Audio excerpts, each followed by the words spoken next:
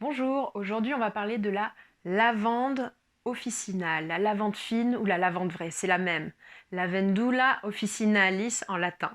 Elle est donc différente du lavandin ou de la lavande aspic. On va seulement parler de la lavande officinale aujourd'hui. Pour moi, c'est un vrai partenaire au quotidien. Donc je suis une fille du Sud, c'est vrai qu'on a l'habitude de la lavande, mais je le conseille vraiment à tout le monde. C'est vraiment l'huile essentielle pour tous, même les nourrissons, même les femmes enceintes. Donc toujours tester avant tout dans le creux du coude si vous n'êtes pas allergique. Vous mettez quelques gouttes, vous attendez 15 minutes. S'il n'y a pas de réaction, c'est que tout devrait bien aller.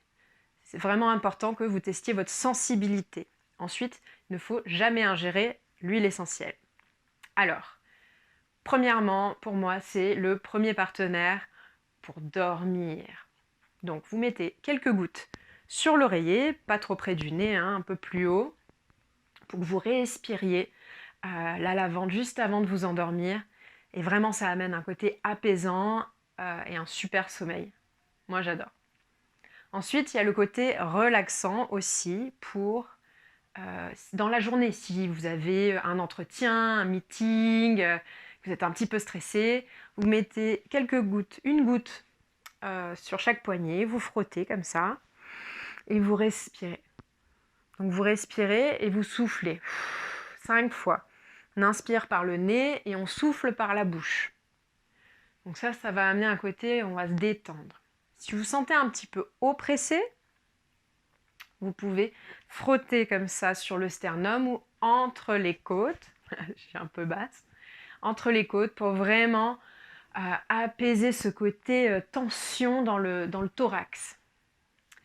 Ensuite, il y a aussi, si vous avez une baignoire, évidemment, dans les sels de bain ou dans le gel douche. Un gel douche neutre, c'est mieux. Donc vous pouvez mettre jusqu'à 20 gouttes. Surtout, vous ne mettez pas l'huile essentielle pure dans l'eau. L'huile ne se mélange pas à l'eau. Il faut que vous la mélangiez avant dans quelque chose. Voilà. Ça va vraiment aussi entre l'odeur et le côté apaisant, parce qu'elle est aussi apaisante musculairement. C'est vraiment top, que ce soit pour se détendre la tête ou détendre les muscles. Ensuite, par rapport aux muscles, vous pouvez l'utiliser peut-être avec de l'huile d'arnica. C'est une sorte de détente douce. Vous pouvez masser les muscles si vous avez couru. Ça va amener vraiment un côté circulatoire au niveau musculaire et c'est aussi assez cicatrisant.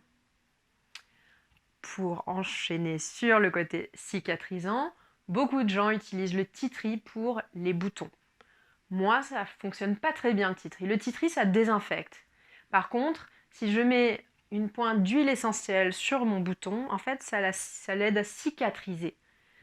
Alors c'est vrai que, voilà, chacun doit tester selon le type de bouton, mais si vous avez essayé la petite lavande.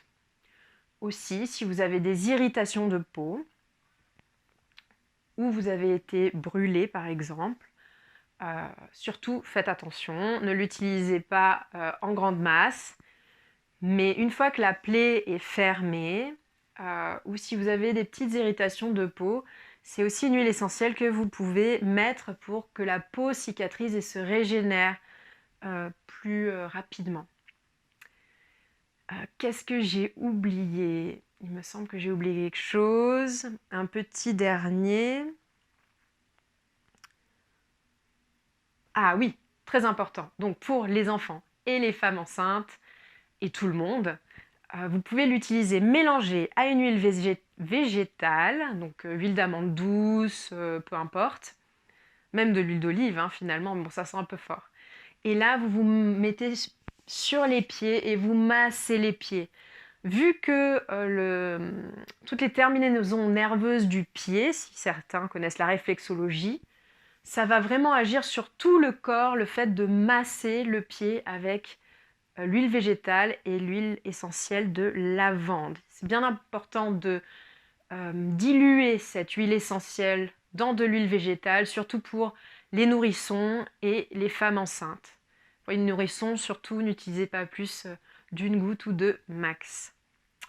Voilà, j'espère que ça vous a plu. N'hésitez pas à liker, laisser des commentaires et souscrire à la chaîne. Il va y avoir d'autres petites vidéos sur les huiles essentielles.